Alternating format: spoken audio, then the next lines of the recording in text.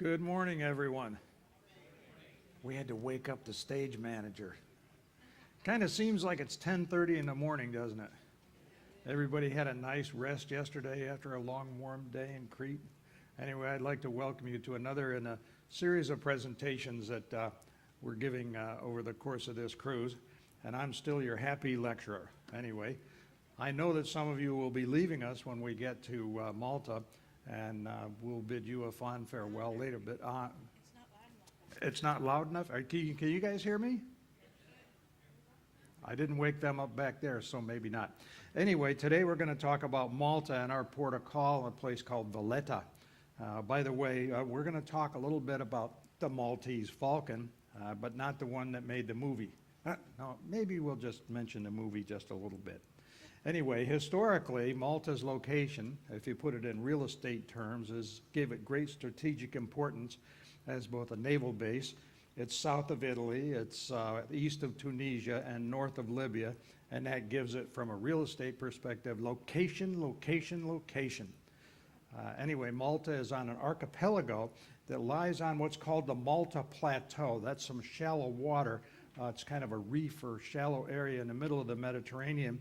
There was once a land bridge between Sicily and North Africa. That shelf ultimately submerged as the sea levels rose after the last ice age. There's only 3 really large islands on Malta that are inhabited. There's some other smaller ones around. One of them, just a little bit away from where we're going to be, is Gozo, and that can be reached by ferry.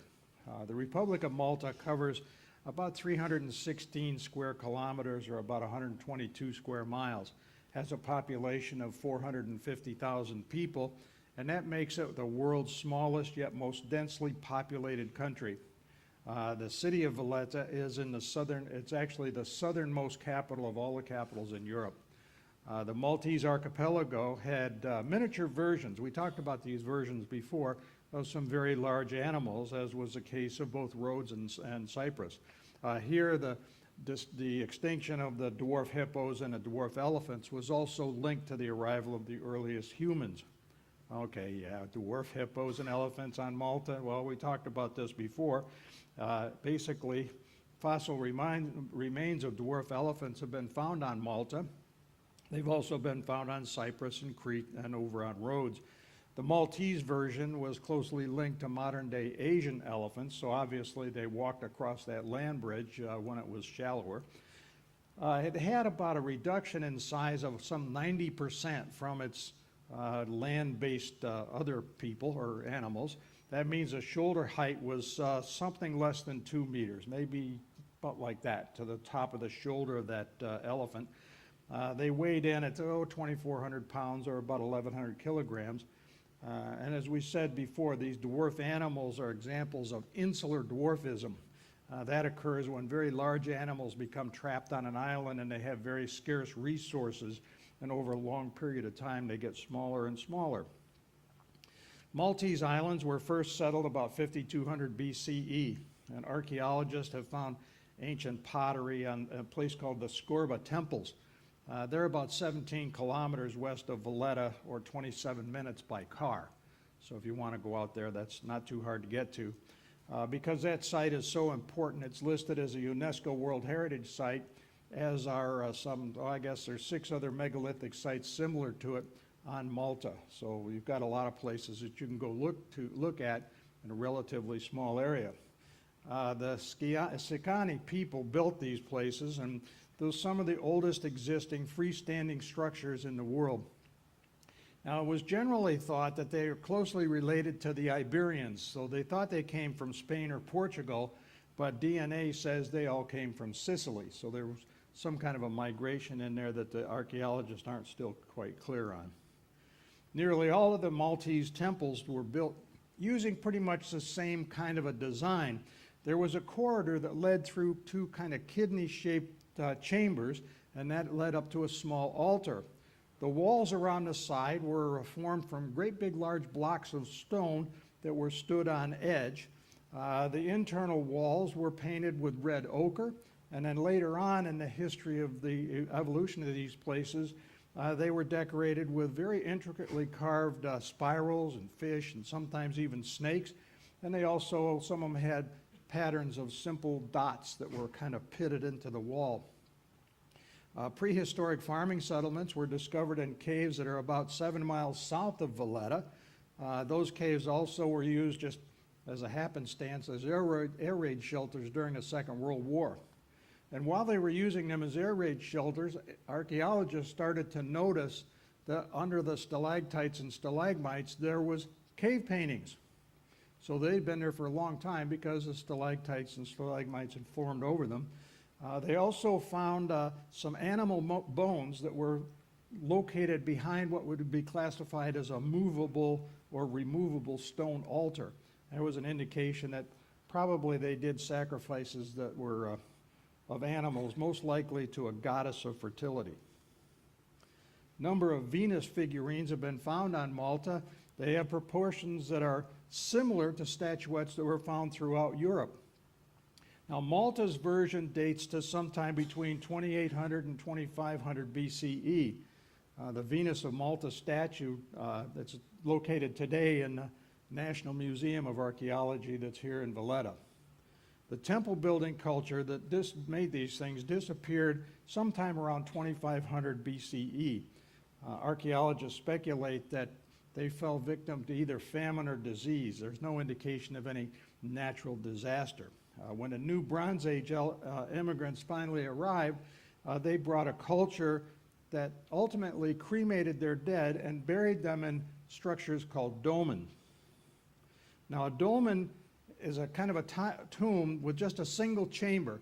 Basically, it had 2 or more vertical stones that supported a very large flat top piece. The dolmen was then covered with earth and pebbles and stone and made it into a mound.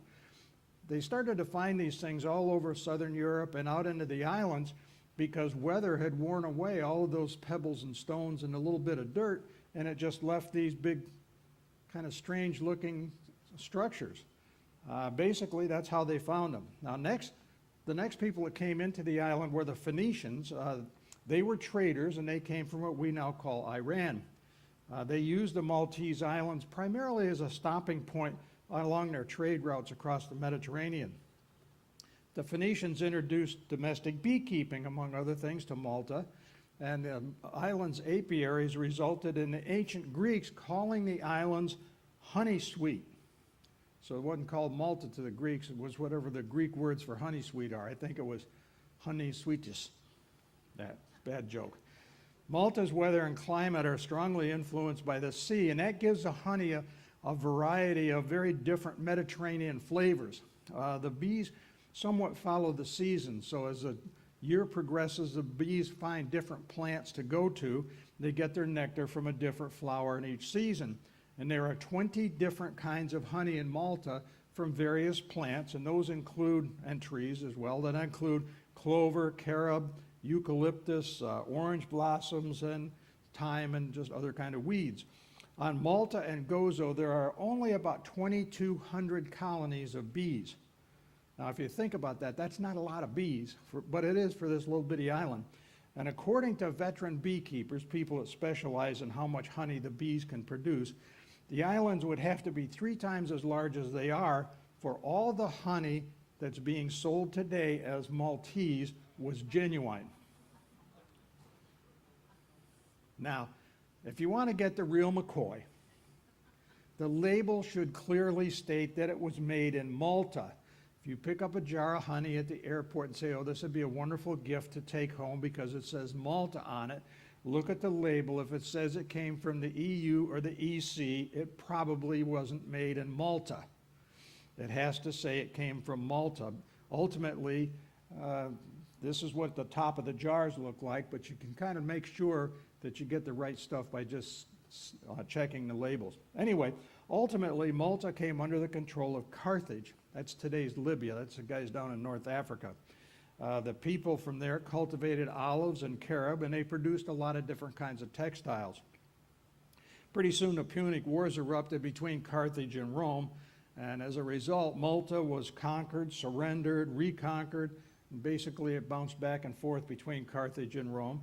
And finally, it ended up in Roman hands, and they administered it from the Kingdom of Sicily. Well, the Romans, because they liked the people here on Malta, I guess, they exempted the island from paying taxes, which I thought was very nice of them. About the same time, the Maltese dog, and I didn't realize these dogs flew, but they really do. You can see he's just got his wings going up there real fast. Anyway, this dog was thought to have arrived from Sicily, making their way to Egypt. The Maltese were favored by the women in the harems in Egypt. They were first imported into Britain during the reign of Henry VIII. The cleanliness and the dignity of the modern-day Maltese could have had something to do with the fact that it was a lapdog for the people of culture and wealth.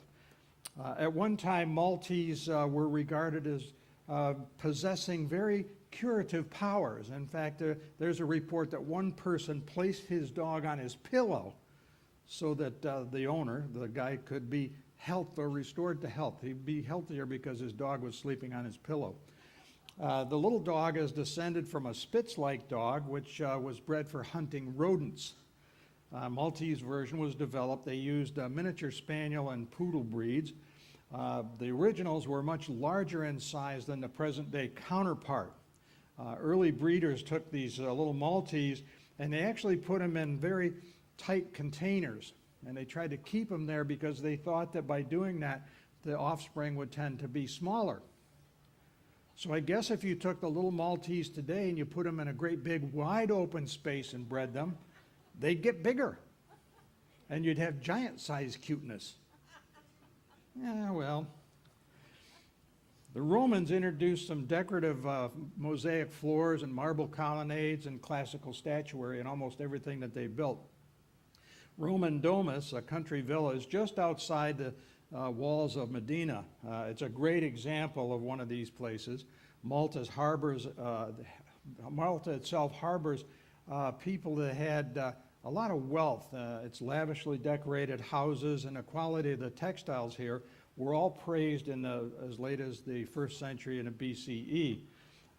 Very little remains of the original domus. You saw the picture of what they look like. But the artifacts that they found were moved into the nearby museum. It's right next to where that domus is located, pretty soon after they were discovered in the 19th century. Now today that museum gives you a glimpse of things that were pretty common in a Roman domestic household at the time.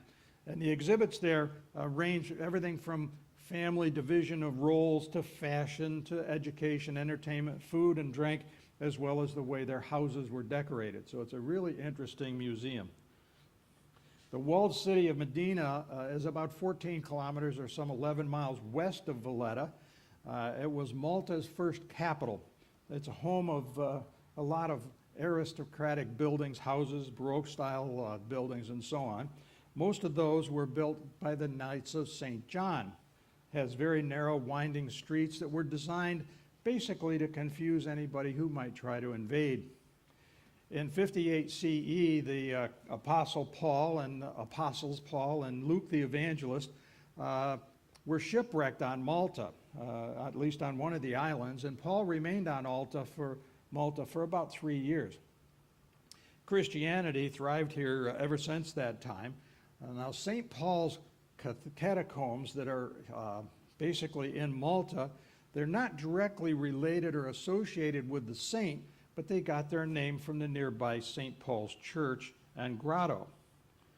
These catacombs represent the earliest and largest archaeological evidence of Christianity on Malta. St. Paul's catacombs have tombs for more than 1,000 people, and that's a 3rd century subterranean labyrinth. It's a lot of complicated little caves and winding ways. Complex is all interconnected, and it's underground, similar to the Roman cemeteries that you would see outside of Rome. These were in use until about the 4th century in a common era. Interestingly enough, there's a reclining couch, you can just kind of see it here in this picture, that's similar to those that were in Roman houses at the time. It's carved or hewn out of rock within a little apse or a recess. It was probably used during the annual festivals of the dead. These catacombs were located on the outskirts of the old Roman capital of Medina, and that was because Roman law forbid people from being buried inside the city walls.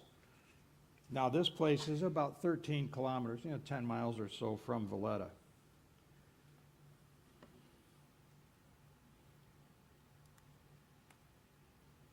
In the mid-1500s, 5,000 people, the entire... I did skip one? She said you skipped one.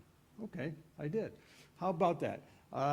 At nearby St. Agatha's, the catacombs were in use up until the 17th century, so they were used relatively recently.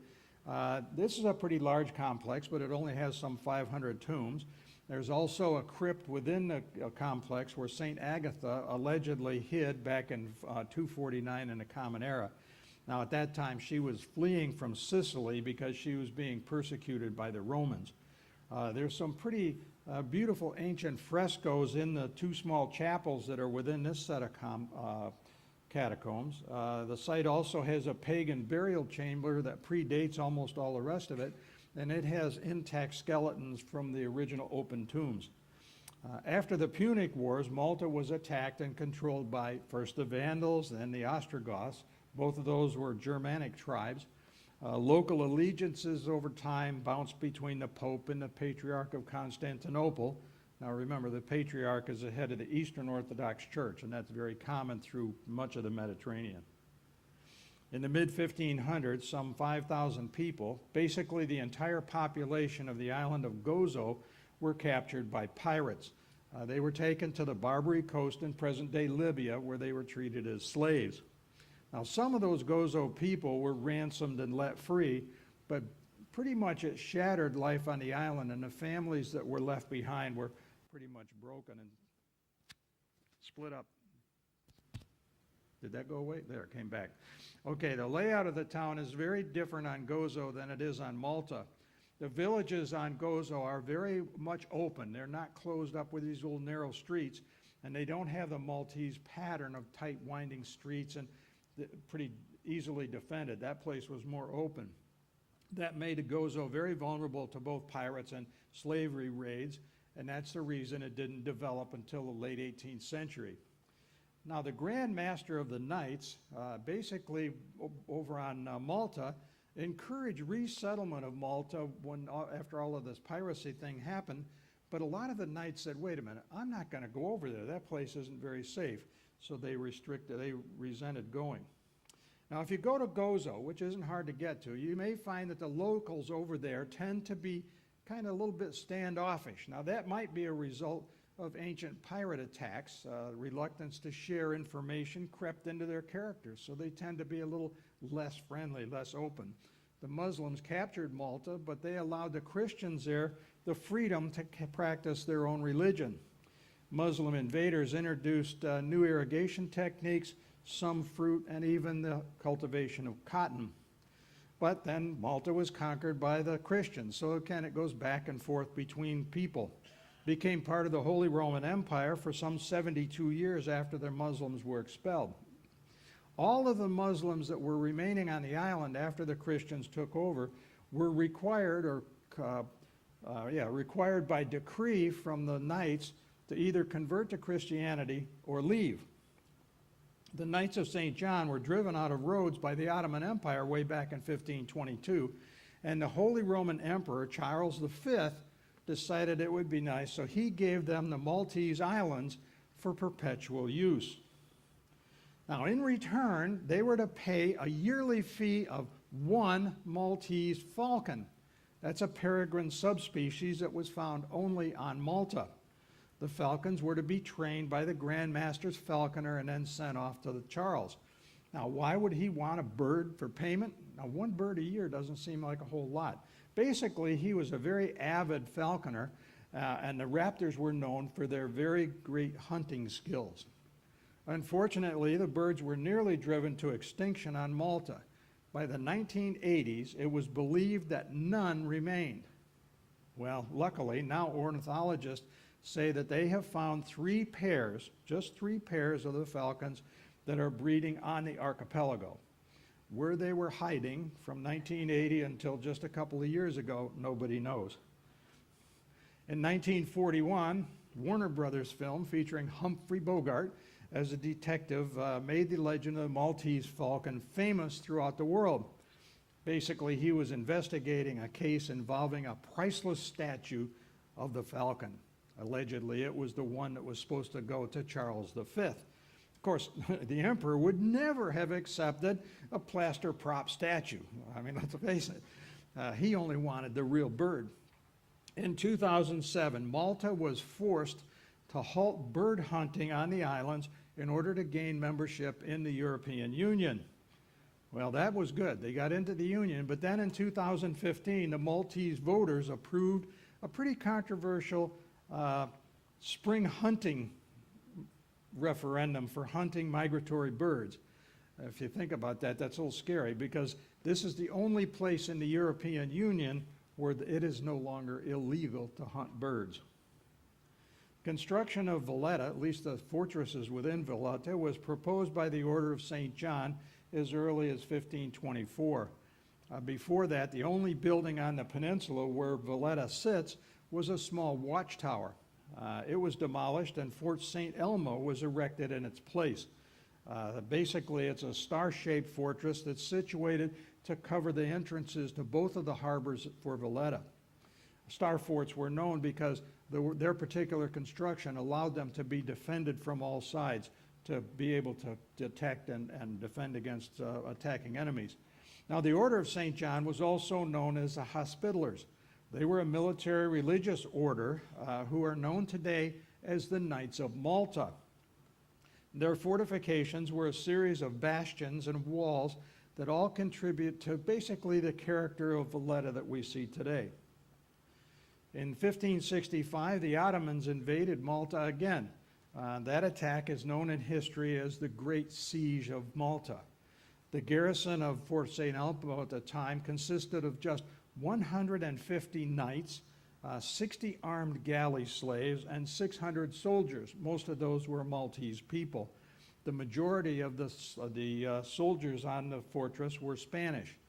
The fort withstood the siege for 28 days, but eventually fell to the Turks. Only 9 of the fort's original defenders survived the siege, and they did that by swimming to the other side of the harbor. The long siege actually bought time for the knights to prepare the other 2 fortresses in the harbor and for the arrival of reinforcements from Spain. Ultimately, the knights drove the Ottoman off of Malta in a very bloody massacre. I mean, they took no prisoners. The victorious Grand Master set out to build a new fortified city on the peninsula, and the city took his name and was called La Valletta after him. Now, Valletta, that was his name, asked the European kings and princes to help rebuild the city. He got a tremendous amount of support and aid because primarily of the fame of the Order of the Knights and the reputation they had gained in defending the city. The Pope also sent an emissary along with aid to help rebuild the ruined Fort St. Elmo. The fort was integrated into the city's walls, and today there's some towers that are on top of that, on top of the old bastions. Basically, the towers aren't really that old. They're concrete, and they were built as part of the coastal defense system in World War II. The conventual,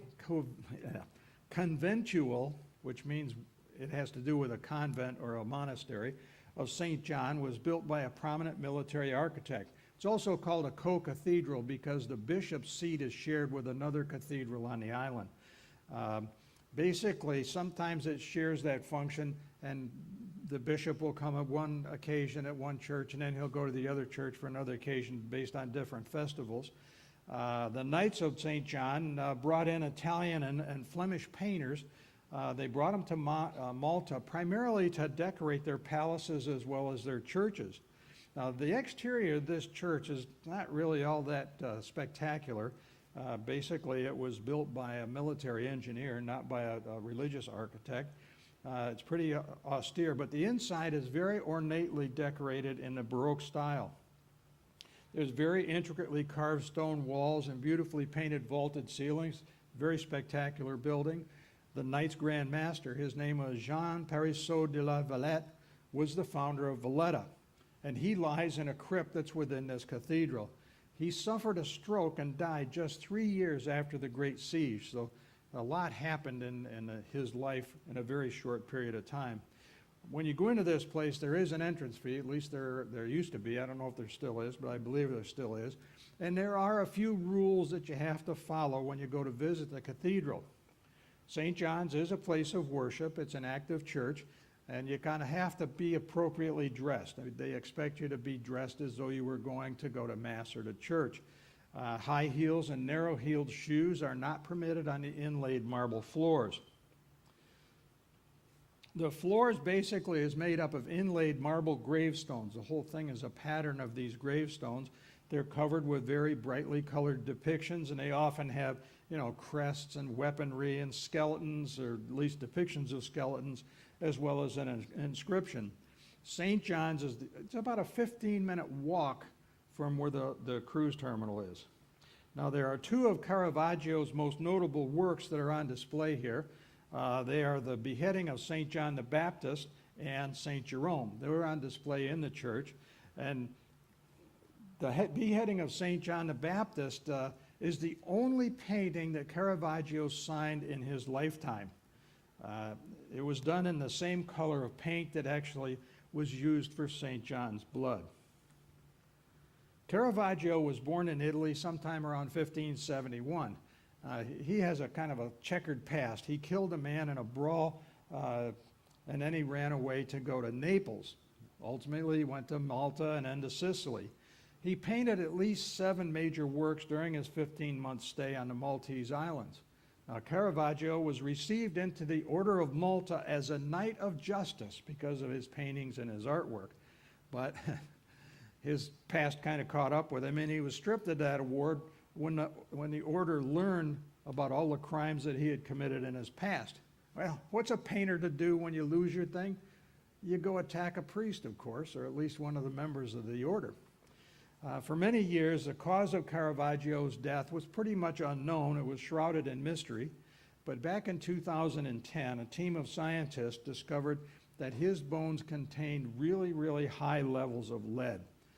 They were high enough to have actually driven the painter mad, but they don't know if that was really the cause of his death. But anyway, his dark and dysfunctional life is believed to have contributed into the dark nature of a lot of his paintings. One of the best biographies about Caravaggio is called Caravaggio, A Sacred and Profane, A Life Sacred and Profane, and that's by a man named Andrew Graham Dixon.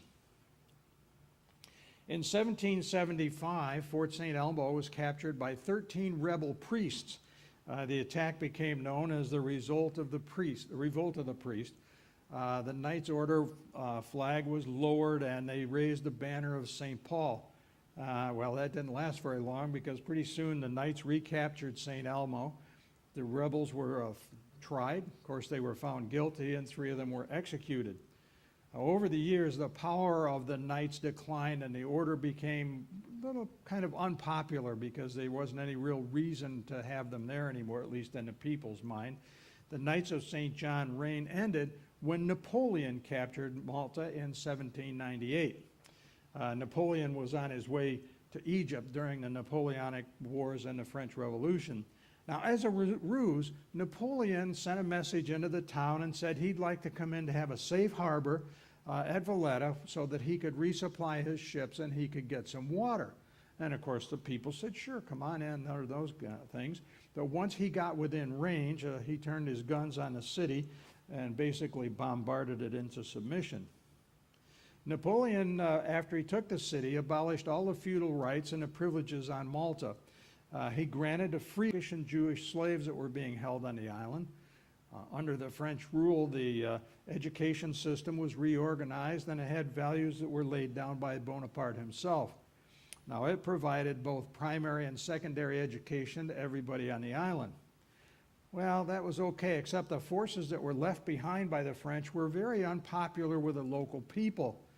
France at the time, and of course their army was the same way, was very anti-Catholic, so many of the local churches were pillaged, and the booty was taken to be used on Napoleon's war efforts. When the angered Milanese rebelled, Great Britain and the kingdoms of both Naples and Sicily, came to their aid. They sent arms and ammunition and aid to the Maltese people themselves. Britain also sent their navy to surround the island and blockade it from the French. France surrendered the islands in 1800, and Malta became part of the British Empire. Now, after the opening of the Suez Canal, Malta was a pretty major asset for the British. Basically, it was an important stop on the way to India. You'd stop in Malta, and then you'd go through the canal, and then you'd get through the Indian Ocean. And the British restarted a lot of construction projects on the island. Basically, the Malta Dome, shown here, was built in 1860. The dome church took 27 years to complete. The church's neoclassical facade and the iconic columns were inspired by the Parthenon in Rome, or Pantheon in Rome, excuse me. It's the third largest dome church in Europe, and it can accommodate about 10,000 worshipers. It's so large that you can see it from almost everywhere on the island, unless you're behind a building. The Malta Dome was nearly destroyed when a 200-kilogram, or about a 440-pound bomb dropped through the dome. Fortunately, it didn't explode. All of the 300 people that were attending morning mass were left unharmed. Now, there's a replica, if you want to go see this.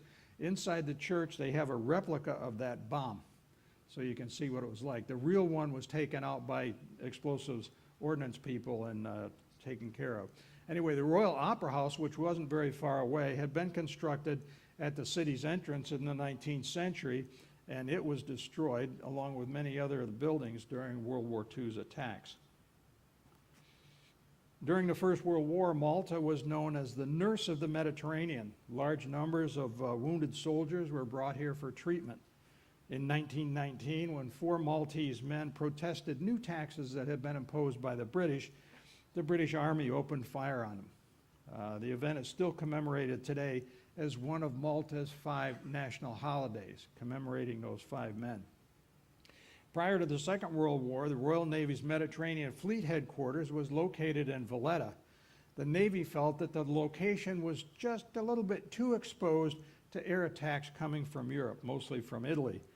So in spite of Winston Churchill's objections, they moved the command to Alexandria in Egypt. Throughout the war, Malta was considered very important to the Allies.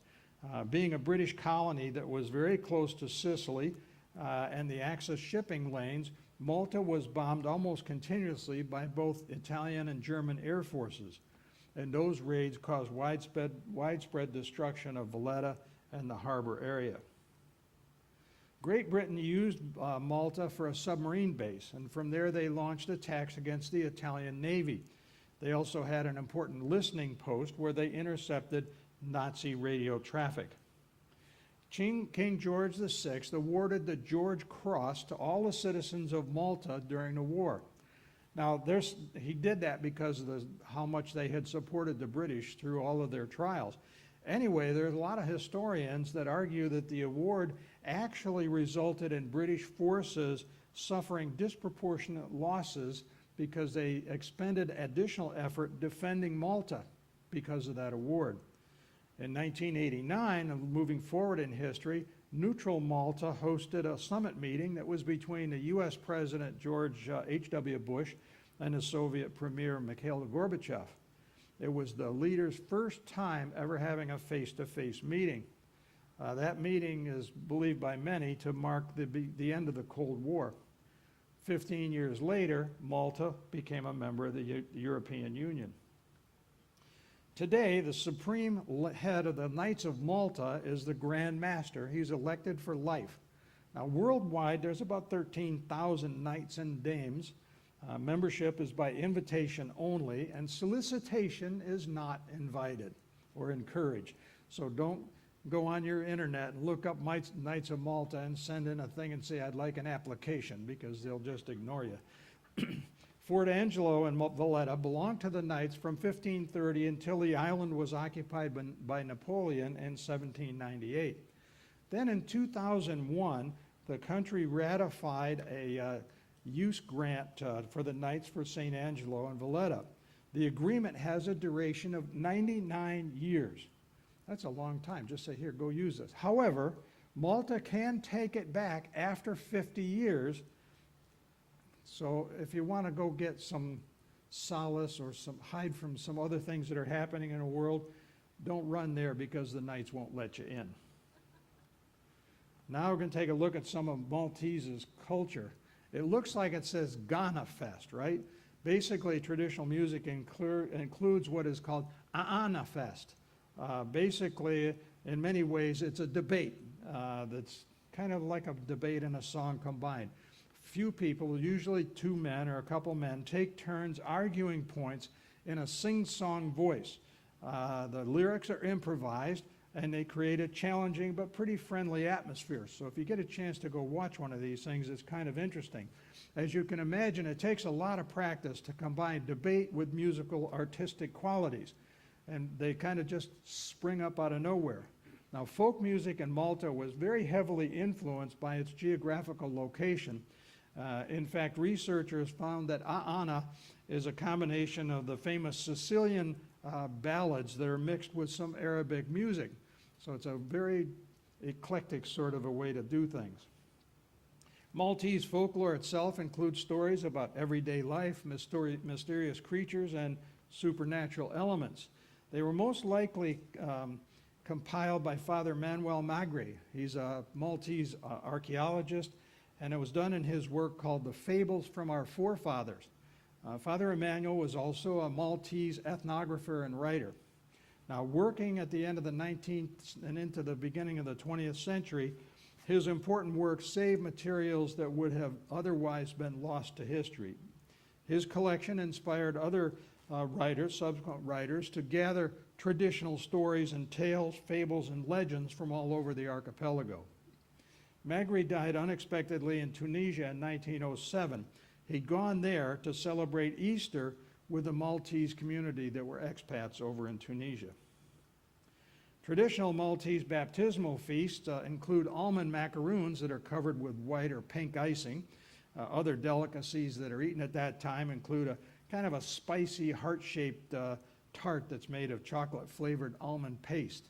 So I guess it's kind of like Nutella in a wafer. Anyway, and also you have to have something to drink at these celebrations, so they have a thing called rosolyn. Now, rosolyn is a liquor that's made with rose petals, violets, and almonds, and it's, of course, served to the guest as a little libation. Mnyarna, or let's see, how do you spell it? Limnyarna, is one of the most important days on the Maltese calendar. It's a national festival. It's dedicated to the feast of Saints Peter and Paul. Now, roots can be traced all the way back to pagan Roman feast of Luminaria. On Malta in the summertime when they do this, there's torches and bonfires that are lighted, and they're all seen all across the night sky. Limnyarna is a national feast that began during the rule of the Knights of St. John. It was the one day in a year that the local people were allowed to hunt rabbits, at least the wild ones. The bunnies were otherwise reserved just for the sport of the knights. In my head, I always have this image of some guy on a great big horse with a big lance riding out to go after some little bunny. Ooh. Anyway, when you're here, you might want to try the Maltese rabbit stew, and it won't come on the end of a lance. The entire city of Valletta is a UNESCO World Heritage Site, and it's been selected for the European Capital of Culture for 2018. Now, as a result of that, several of the projects are underway, including the restoration of historic buildings, the installation of a few new monuments, and rebuilding of the entrances to the city. Now, our part of Call is fairly close to the center of Valletta, but many parts of the city are located kind of higher up on a hill. Now, you can walk up there, or if you don't want to take that steep climb, you could take a taxi. It might be a better option. Now, there is a congestion pricing thing that goes on in the city because they are a limited area and it's pretty crowded. So it might be a little pricey even to take a cab, but it would probably be worth it. And we really hope that you enjoy your time in Malta. Now, I'm going to go out into baristas in a little while to take any questions or comments or discussion that you want to have out there. Now, for those of you that are leaving tomorrow, Susie and I would like to wish you safe travels and hope that we'll see you again in the near future. Since this is my last presentation for this itinerary, I'd like to thank Gary and his assistant Ray back in the booth, and Iggy, our broadcast manager, for their help to make all of these things possible. Thanks, guys. Thank you, ladies and gentlemen. Have a great day.